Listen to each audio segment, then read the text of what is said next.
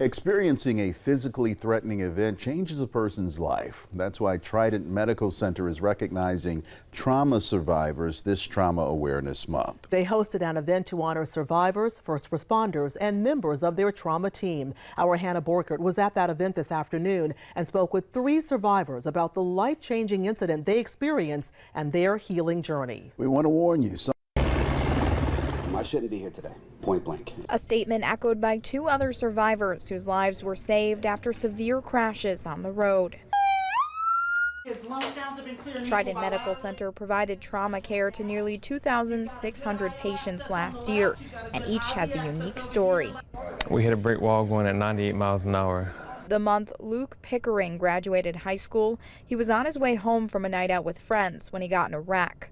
First responders found him with no pulse, and after shocking him and transporting him, they were able to get him to the hospital for treatment. I was saw with 20 broken bones and a traumatic brain injury.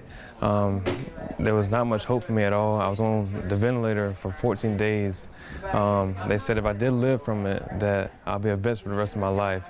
Pete Basil doesn't remember much from his crash, except hanging upside down in his vehicle. He was headed home when he encountered another driver who was fleeing the police and lost control. Hit me head on, and they said that it was over 100 miles an hour when he hit me. Pete was rushed to the ICU for care. Holly Lowe was one of the trauma nurses. Mr. Basil came in very sick. He was looking at me, and all he kept asking for was for his wife.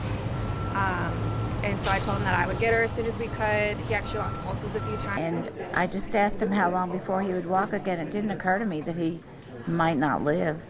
Eric Baldoni was on his motorcycle when a driver made an illegal left turn in front of him, causing him to T-bone it and fly more than 20 feet away from his motorcycle. How often does a survivor get a chance to actually meet someone who actually picked him off the ground, put me in the ambulance, and brought me here?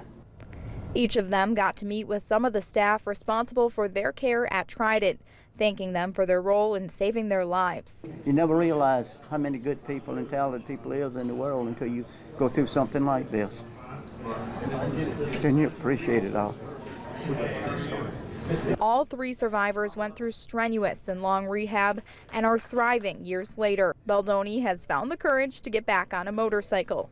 75-year-old Basil works on his strength each day by doing push-ups. And Pickering has since graduated college with honors, gotten married, and now we're expecting a newborn baby, and I'm honored to be a father today. You know, it's such a blessing. The event ended with a butterfly release as a symbol of new beginnings. Your trauma does not define who you are. Don't live on your trauma. Live on who you are today. The theme for today's event was I Have a Story, inspired by how survivors are working to improve their lives and their communities after trauma. The survivors that I spoke with today told me for anyone who's going through something similar, the key is to have a strong support system and to never give up on yourself. Reporting in North Charleston, Hannah Borkert, Live 5 News.